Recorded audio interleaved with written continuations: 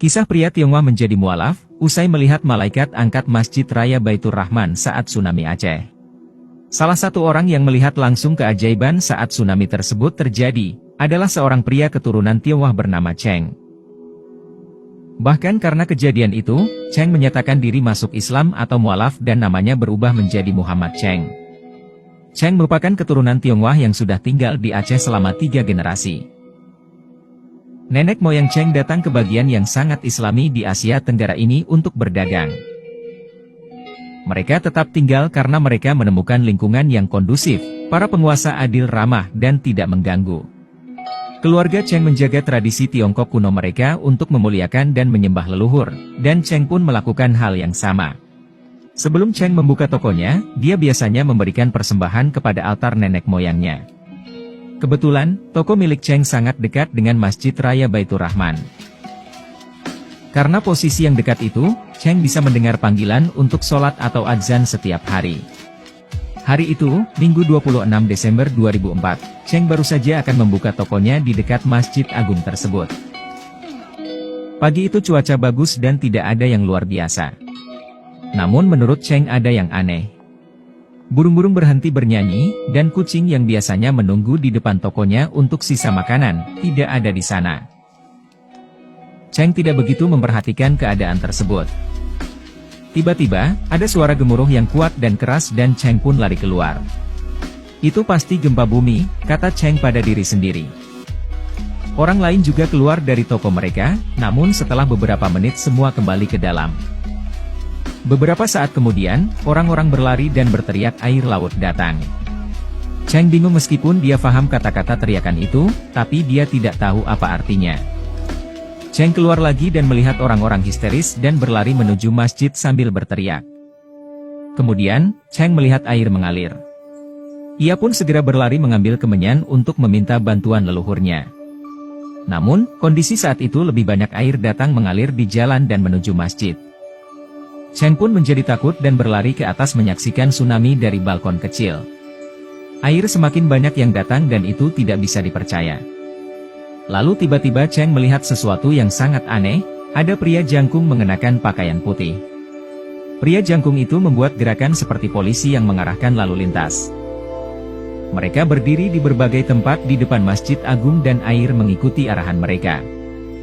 Air membelah beberapa meter di depan masjid dan mengalir di sisi kanan dan kiri masjid.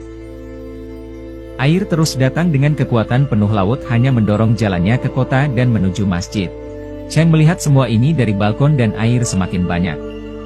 Cheng pun kemudian melihat kembali keanehan, di mana dia menyaksikan air tidak masuk ke dalam masjid. Lalu tiba-tiba, lebih banyak pria berpakaian putih muncul dan mereka mengangkat masjid. Saya benar-benar terpana, apa itu tadi? Jika seseorang memberitahu saya apa yang saya lihat, saya tidak akan percaya padanya. Tidak pernah. Tetapi saya melihatnya dengan mata kepala sendiri, Tuhan betul-betul melindungi masjid ini, kata Cheng dalam hati. Beberapa minggu setelah bencana tsunami yang mengerikan itu, Cheng mendorong dirinya untuk menceritakan apa yang dia lihat kepada penjaga toko muslim di sebelah tokonya. Penjaga toko itu akhirnya menyarankan Cheng untuk menemui imam masjid. Cheng kemudian berjalan ke arah masjid dengan ragu-ragu, karena itu adalah pertama kali dalam hidupnya untuk memasuki kompleks masjid. Meskipun pada dasarnya Cheng telah tinggal di sebelahnya sepanjang hidup.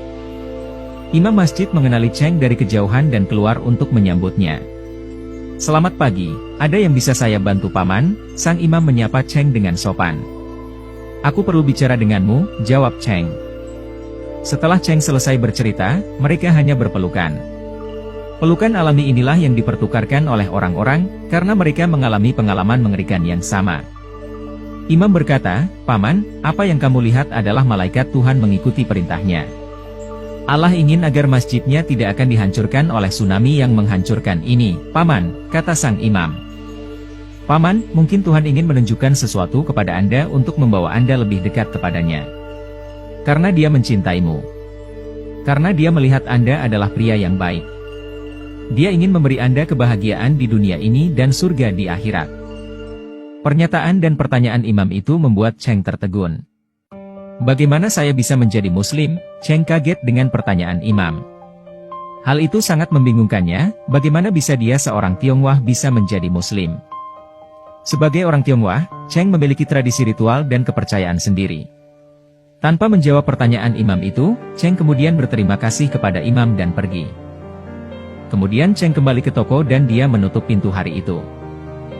Cheng hanya duduk diam di sudut. Berkali-kali dia melihat di depan matanya adegan-adegan ketika tsunami melanda para pria berpakaian kain putih mengarahkan air mengangkat masjid.